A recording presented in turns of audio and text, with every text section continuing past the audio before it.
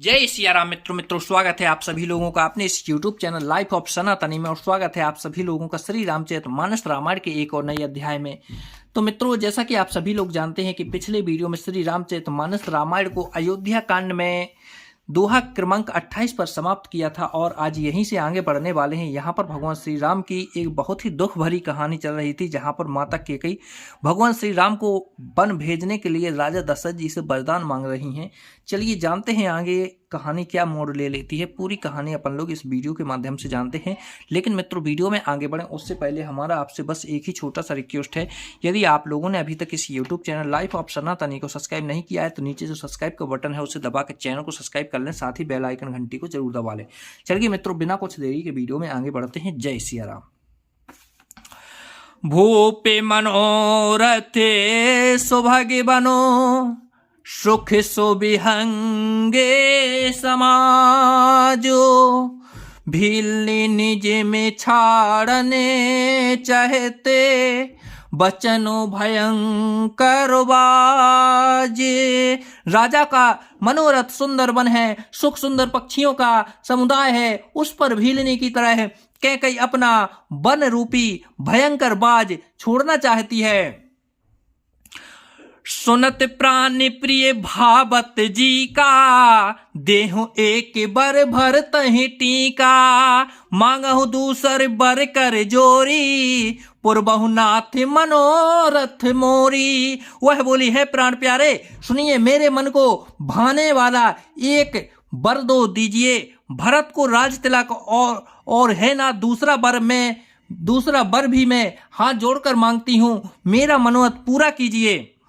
तापस बेश विशेष उदासी, 14 बरस राम बनवासी, सुन मृदु बचन भूप ही शोकु, शशिकर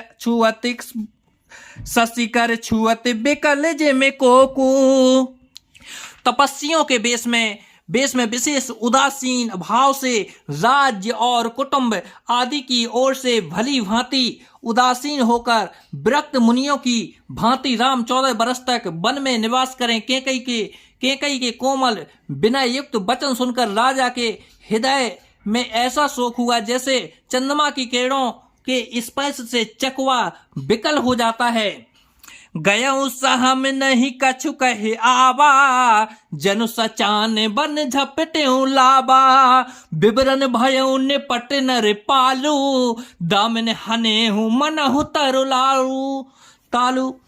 राजा समझ गए उनसे कुछ कहते न बना, मानो बाज वन में बटेर पर झपटा हो। राजा का रंग बिल्कुल उड़ गया, मानो ताड़ के पेड़ के बिजली ने मारा हो। जैसे ताड़ के पेड़ पर बिजली गिरने से वह झुलसकर बरदंगा हो जाता है, वही हाल राजा का हुआ। माथे हाथ मूंद दो लोचने, तनु धरि सोचु लागो जन सोचने, मोर मनोरथ सुर तरु फूला, फरत करे निज में हत्यों समूला। माथे पर हाथ रखकर दोनों नेत्र बंद करके राजा ऐसे सोचने लगा मानो साक्षात सोच ही शरीर धारण करके सोच कर रहा हो। वे सोचते हैं, हाय मेरा मनोरथ रूपी कल्प वृक्ष फूल चुका था, परंतु फलते समय कैकेयी ने हथनी की तरह उसे जड़ समेत उखाड़ कर नष्ट कर डाला। अबध उजाड़ कीन्ही कैकेयी, दिसहि अचल विपत कीने कई। कैकेयी ने अयोध्या को उजाड़ कर दिया और विपत्ति की अचल सुदृढ़ नींव डाल दी। कब ने अवसर का भयऊ, गयऊ नार विश्वास, जोग सिद्धि फले समय जिमें, जतहि अभिधान से। किस अवसर पर क्या हो गया, स्त्री का विश्वास करके मैं वैसे ही मारा गया जैसे योग की सिद्ध रूपी फल मिलने के समय योगी को अब अविद्या नष्ट कर देती है। यह विधिराव मन ही मन झांखा, देख को भांति को मति मन माखा।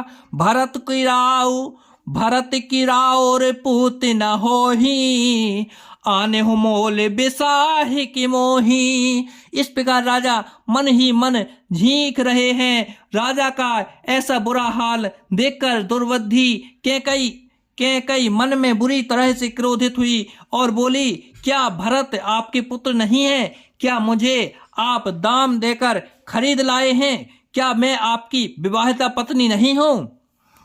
जो सुने सर्वस लागे तुम्हारे, काहे न बोलहूं बचने संभारे। देहु उतरु अनुकरहु की नाही, सत्य संधि तुम्हें रघुकुल माही। जो मेरा वचन सुनते ही आपको बाण सा लगा तो आप सोच समझ कर बात क्यों नहीं करते? उत्तर दीजिए, हाँ कीजिए, नहीं तो ना ही कर दीजिए। आप रघुवंश में सत्य प्रतिज्ञा वाले प्रसिद्ध हैं। देने कहा हो अब जन बरु देहु, तजहु सत्य जग अप जसुलेहु। सत्य सराहे कहूँ बरु देना, जाने हो ले आई मांगे चबेना। आपने ही बर देने का कहा था, अब भले ही ना दीजिए, सत्य को छोड़ दीजिए और जगत में अपयश कीजिए। सत्य की बड़ी सराहना करके बर देने को कहा था, समझा था कि यह चबेना ही मांग लेगी।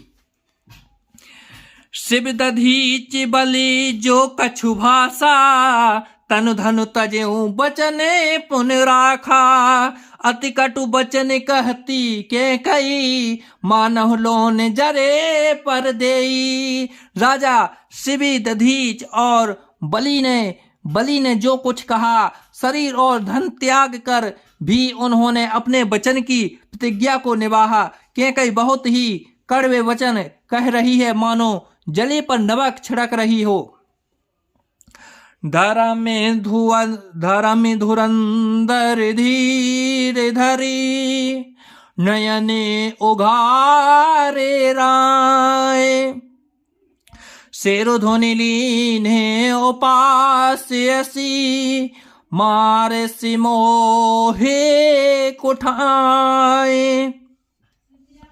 धर्म की धुरी को धारण करने वाले राजा दशरथ ने धीरज धरकर नेत्र खोले और सिर धुनकर तथा लंबी सांस लेकर इस प्रकार कहा कि इसने मुझे बड़े कठोर मारा, ऐसी कठिन परिस्थिति उत्पन्न कर दी जिससे बच निकलना कठिन हो गया। तो जय सिया राम मित्रों, आगे की कथा अपन लोग कल के वीडियो में जानेंगे।